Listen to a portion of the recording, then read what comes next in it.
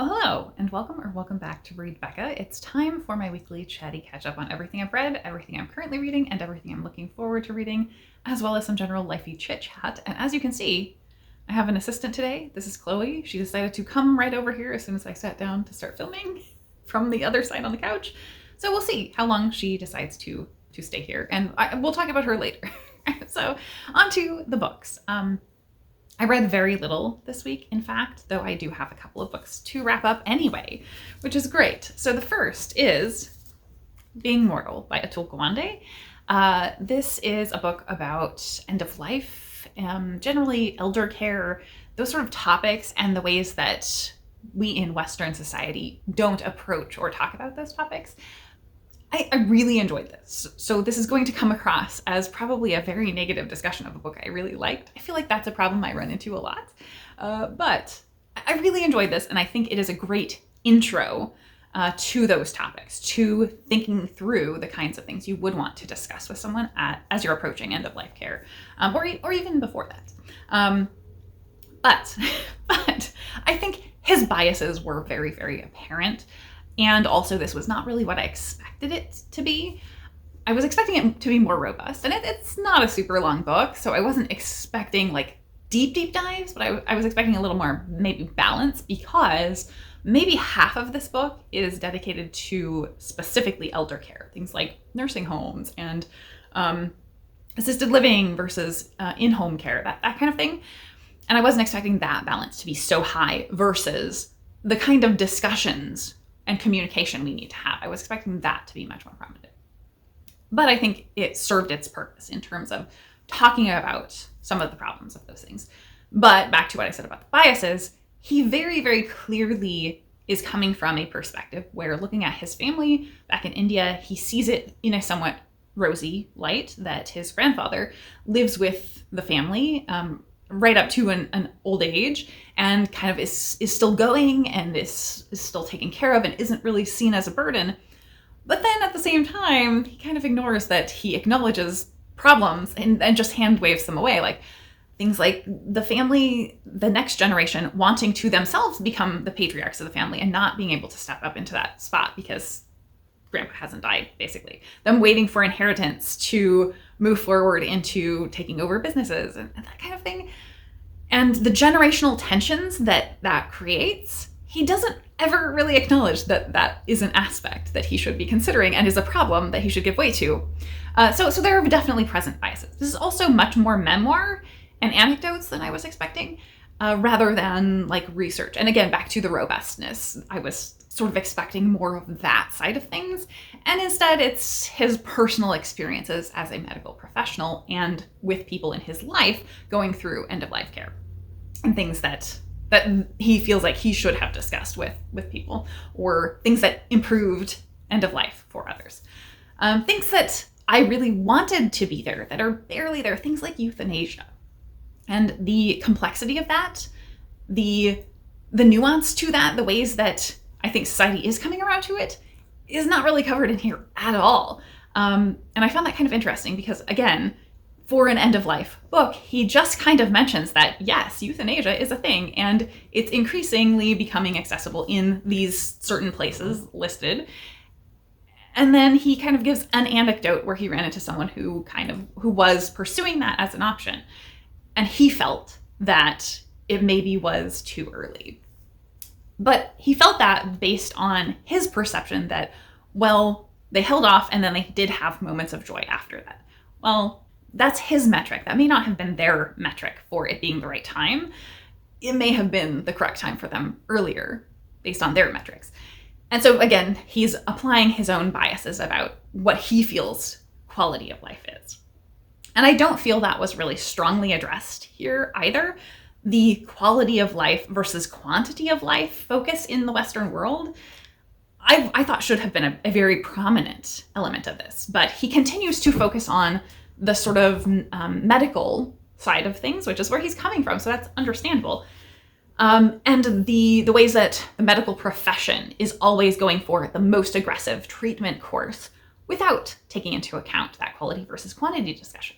And he never does really bring that in of, like, yeah, someone maybe should be able to choose quality of life to an extreme versus quantity. Anyway, so I very much enjoyed this. I think it's a great starting point, but as someone who has followed other topics and books about this sort of end of life discussion and good death, all of that feels like stuff I had already been exposed to. It also seems like he stayed very focused on medical, and I think it's often a sociological or like it's a society problem rather than a medical problem. And just the fact that people are really bad at communicating is not something that medicine really needs to solve, I don't think. So I think he touched on some great points. This was very consumable. I enjoyed the audio as well. Very, very good. The other thing I read, and I probably am going to have way too much to say about this, is Your Dear Letter, edited by Rodger Fulford, and this is letters between Queen Victoria and her daughter, the Crown Princess of Prussia. This was so interesting. And it is just letters. It's just letters back and forth. It's so humanizing because you get these little moments. Actually, let me go to one that I marked. Is it not strange that my nettle rash comes out again every day from 1 o'clock in the middle of the day until after I go to bed, so that of an afternoon I'm obliged to hide myself. I'm such an awful object, and it is so uncomfortable. In the morning there is not a trace to be seen. Do what I will, go out or stay indoors, eat or not eat, try medicines, etc., washes and salves. Nothing is of the least use, and the weather, hot or cold, makes no difference whatsoever. It is too provoking.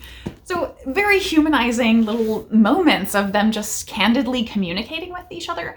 But then there are also these sort of broad sweeping things. So this particular collection, I think this is one of 3 volumes of letters that have been edited by this guy. And this one covers from 1865 to 1871. And this is in a significant period of ramp up. And I have a terrible history background, so I knew none of this. This was really great because it led me down so many rabbit holes of looking into what was going on around Prussia and the growth of the Germanic Empire around that time, the conflicts, the battles, where we are getting these big movements in what was happening there. The rise of Wilhelm and Otto von Bismarck under him, sort of like in a prime minister type role, it seems like. And there was this consolidation of power and militarization at that time that it seems like, though Wilhelm was the ruler, Otto von Bismarck was really the person who was kind of moving the pieces. And that there are a lot of analogs to some interesting things with the US right now that feel very familiar, certainly, but also seeing this through letters between these two, there are so many moments where you're hearing about, or you're not hearing about, but you're getting both sides of one of them having heard something or been present for something, and the other writing about that to the other person, and then the one who was present coming back and correcting and saying, no, I was there, this is what actually happened, or, oh, that's kind of propaganda, and, oh, they're depicting us wrong, things like that. So you can see why the royals would have positioned family members in these ways, and formed sort of alliances, but also like had these beneficial marriages. So you can kind of understand why that was so necessary of the time. There are also just so many great moments between them talking through how much they care about politics, and in a way that you understand their royal duty, I think. So I marked a bunch of passages here. So I'm going to try to not make it too extreme, but I have a few to read. So passage 1. The wisest course for us is always the most honorable and the most generous, what makes us respected and trusted, not what makes us feared and disliked. But it is the latter at which the present government aims with all its might, ruining the paths which Fritz will have to tread. So Fritz is the Crown Princess's husband. But it is not the country and the people who are in the wrong, much as all those who blindly hate us in England and the rest of Germany would wish to make it appear. No, it is the small but powerful party which now reigns, which does the damage and the mischief to the present and future, and which merits the just censure of the whole of Europe. Forgive my digressing into politics. I seldom do it, but at present they are mixed up with the fate of the family. So, wow, that's the Crown Princess talking about the ways that the people in power are really doing wrong, because the Crown Princess and her husband Fritz were very much progressives, and they wanted to usher in this era of good for the common people, and they were watching as things were turning the opposite way toward this consolidation of power under the ruler. And then passage 2 is from the Queen. It's only a few line letter, but it's so emotional. I have had much to try and worry me this year, and I feel broken down in body and spirits. The beauties of nature I enjoy more and more, but the wickedness of mankind shocks me more and more. It makes me long to go and bury myself quite away from the world. Wow. Like, you see her as this royal who feels unaffected, and yet to hear that, it's so powerful. And passage 3. I love my poor old name, though so sad a blight has fallen on her who bears it. But it was my precious mother's name, and is one which I know the people love here, and which I hope will at any rate be recollected hereafter as one of peace and love, and as united forever to the great and blessed one, who will live evermore. The state of affairs is very alarming still, for I am certain that monster leads on to war, even when peace is seemingly within one's grasp. The best news was Fritz saying that Bismarck was really very ill. May he remain so. So there was so much throughout this that was just very heartening, and it humanized these royals who seem larger than life figures. I really, really enjoyed this, and as I kind of said, it sent me down so many rabbit holes. I kept investigating this sort of history that I never knew anything about, which was funny. So in the US, this was Thanksgiving week as well, and I went down a bunch of history rabbit holes because of that as well, digging into colonization history and the Puritans versus the Pilgrims, which were all things I sort of knew about, but I sort of went down tracks that I hadn't investigated before, and there was just so much. So very history-filled week. And I kind of want to dig into or look into the other 2 volumes of this, because this was a total random find from my library. So Erin of Erin Read a Book, Erin Read a Book had mentioned a different and very lengthy book about Victoria, and I went to look that up in my library's catalog of their physical books, not Libby. And when you do that, there is a great section of like recommendations or associated books that is better than anywhere else that I've used, like definitely better than any of the online bookstores. But it leads me to such weird niche books always. So I always end up with these kind of unusual or academic sounding books that I find that way. I need to browse that more probably. But this one was linked to that book. And so I was like, oh, what is that? And I ended up requesting it from library. It was in their back catalogs. Funny enough, it still has a physical library card in it that was last checked out in 1997. So I don't know how popular this one is, but it was back in their archives and they got to pull it out for me. So I was so happy they had it though. This was great. Yeah, so definite hit, and something I really want to explore more. So actually, if you know of a great book that is about the history of this period of the Germanic Empire and Prussia, I would love it. Please let me know those suggestions, certainly down below. As far as my reading, it was a very light reading week. I didn't really make progress on much, but I did kind of chip away at a few things. So mostly I read The Reformatory, and I'm about a quarter of the way through that one. I read a little bit of both Idiot America and House of Leaves, and just a very light reading week overall. As far as non-reading stuff, in fact, I will give you a watching update before I've finished it, because I started Death by Lightning, which is on Netflix and is a limited series of 4 episodes that is a historical show about the rise and fall of President James Garfield.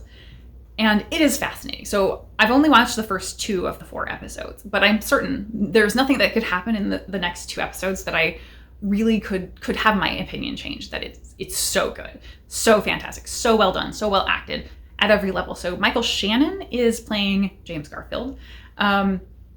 Nick Offerman, aka Ron Swanson, is Arthur Chester, his vice president running mate. And just the whole story is so wonderful. And it also is based on a book by Candace Millard, or inspired by, it's obviously based on history, but a book by Candace Millard inspired the series. So she is a fantastic history author. I read her River of Gods and really have wanted to go back and read more of her work. And I really need to do that because she's so good.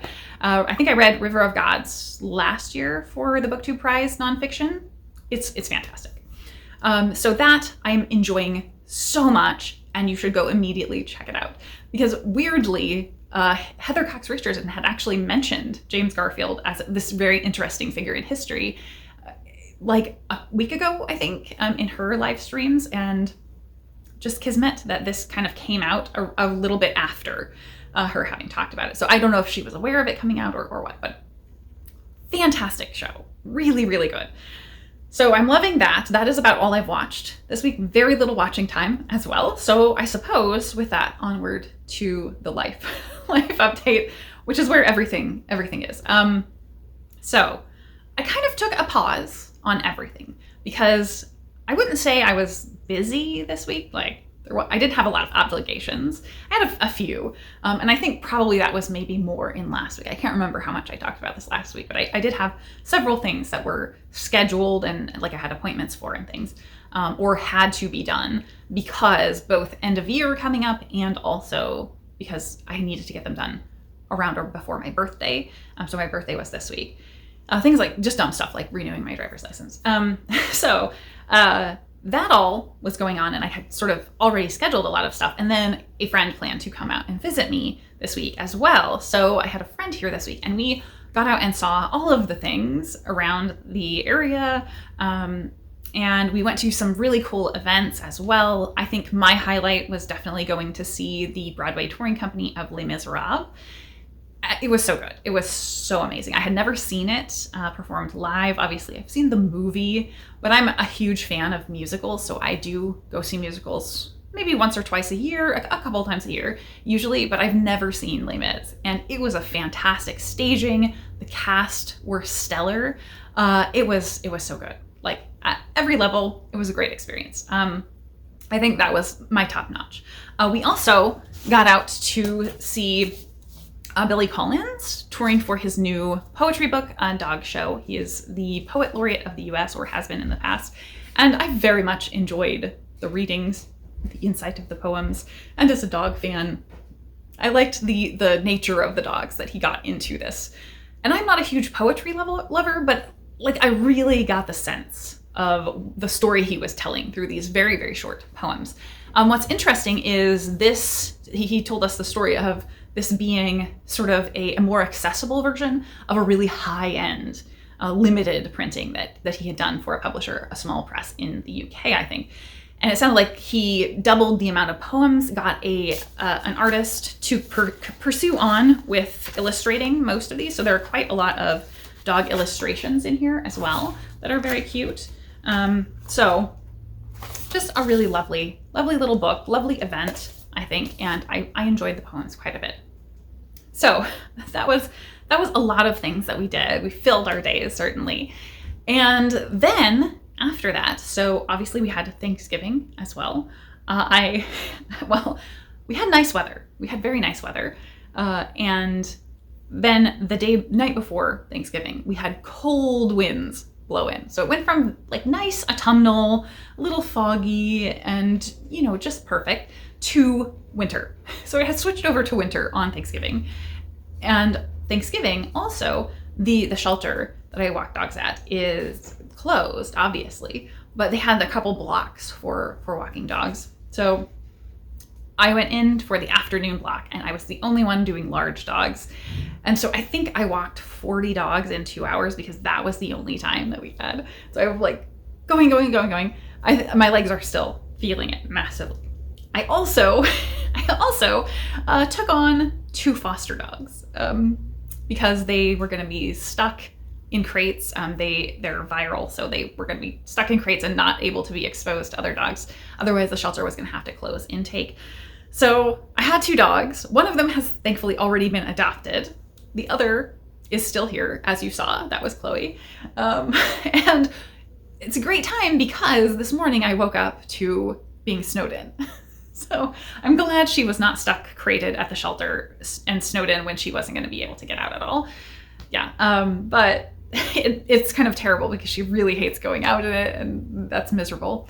Yeah, so we did a hard turn weather-wise to snow. I was also supposed to have Thanksgiving with friends this morning, do like a brunch usually, and that we're all snowed in, so we decided to just not deal with that. So having a very lazy morning, and otherwise, I mean, it has been just as I said, not busy, but full, like maybe abundant. Abundant is the word. Like it's a cornucopia, a Thanksgiving cornucopia of stuff.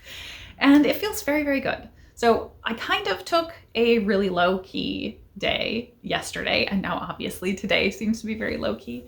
Like I did some puzzling yesterday. We're finishing a puzzle that I was working on while my friend was here. And it just has been really joyful and, as I said, abundant. I think that is my theme for the week. I feel like I kind of took a break, though, because of all of that stuff going on. So I haven't been very engaged with BookTube. As I said, very low reading time. I watched almost no BookTube. I've replied to and checked comments, not at all. And that has been a little nice because I don't think I've taken that long of a break from BookTube at all. Like in 5 years, I think, since I've been on here. So that was kind of nice to just have a pause and not be online, really. I'm not a chronically online person as it is, really, but usually I have a lot of BookTube watching at least going, and I usually keep up with comments. So this is the longest pause I've taken where I've just not even looked at it. And that's been okay. So I will be trying to get back to you all with your comments and whatnot, probably this weekend, but if not, I'm not overly worried about it. I don't put a lot of pressure on myself about that. But no, I do care. I do care if you have commented, and I appreciate your comments. I just haven't taken a look at them, and that's not me ignoring you, or it kind of is me ignoring you, but it's not intentional or targeted at individuals by any means. So that has been my week. It feels like a lot, but it's great a lot. So I think with that, I will say thank you so very much for watching.